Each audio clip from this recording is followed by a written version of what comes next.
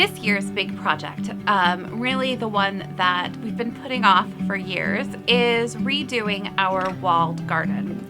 Now, this is a garden that sits not far from the kitchen door, so it's our sort of zone 1 in terms of permaculture, and it's about 300 square meters or so, not huge, but a good sized space.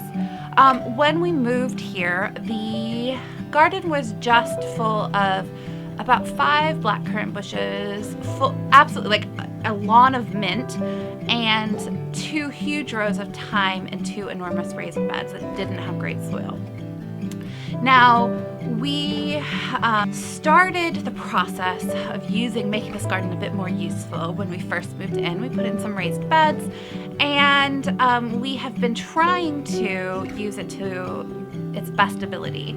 But every year it has been just full of failure.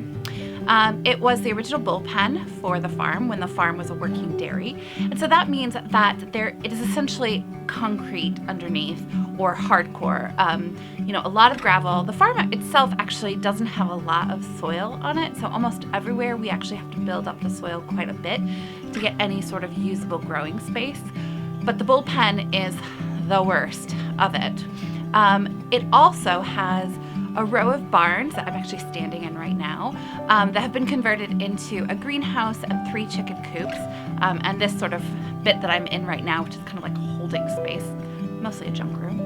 And what happens is that the water hits the tin roof, goes into the gutter, then drains out right straight into that garden, which also is walled, so it has no drainage in it. The outposts or the outpipes for this garden have been crushed over the years by heavy traffic on the road, so we're really left with essentially a swamp garden. Now, we had been working on building raised beds, hoping that we could kind of raise above the water table level, and therefore kind of draining off some of the water that way, which was a failure. I think if we'd known anything about drainage, we would have known that right away. So it's just kind of been left. Brambles have taken over. Goats are getting a toe trim before they trim my brambles in the garden. We're completely redoing this garden this year.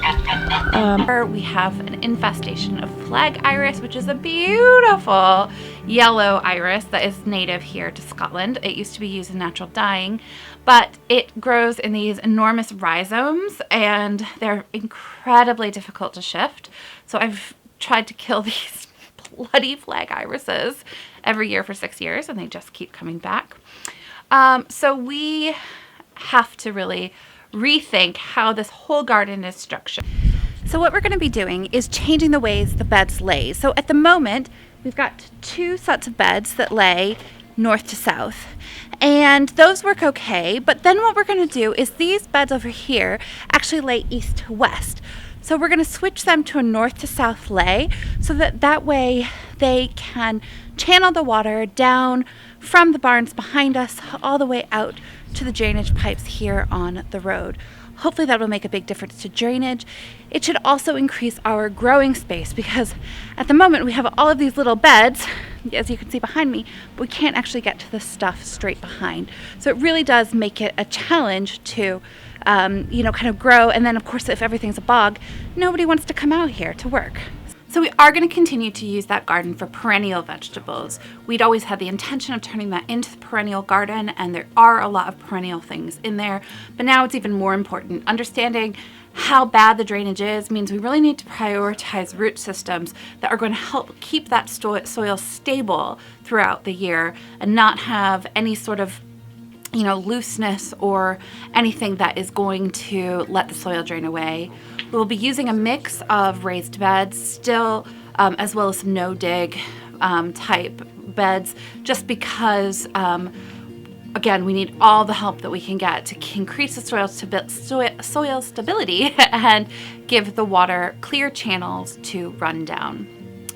What that means is that a lot of our sort of annual main crop vegetables, carrots, potatoes, onions, and probably some salads, are going to move from that garden actually out into our back garden, where we have a big sort of what we call the playing field. It's just grass, and we can easily sacrifice a few strips of that which is good soil, good light, and really perfect for main crop veg, and without sort of having a huge impact on the rest of the farm.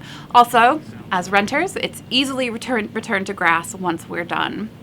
The other big sort of plan is sort of just making it look a bit nicer. We have a couple of beautiful cold frames that were built for us by some woofers last year, and that is really going to be a sort of centerpiece in the bit between the barns here and the actual garden. And we're changing those over into hotbeds. So I'm filling them up with manure.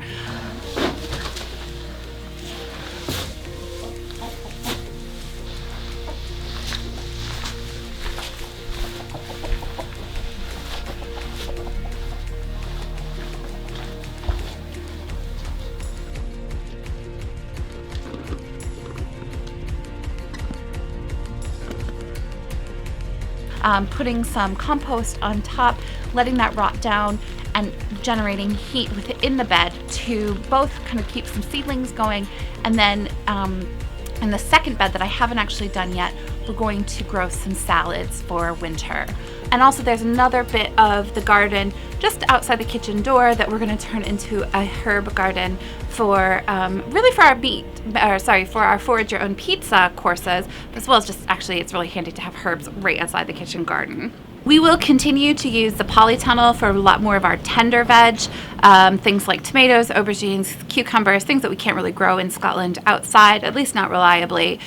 So it should mean that between these different spaces, we have enough sort of space to grow what we need for both ourselves, for events, and then hopefully to stock our weekend farm shop.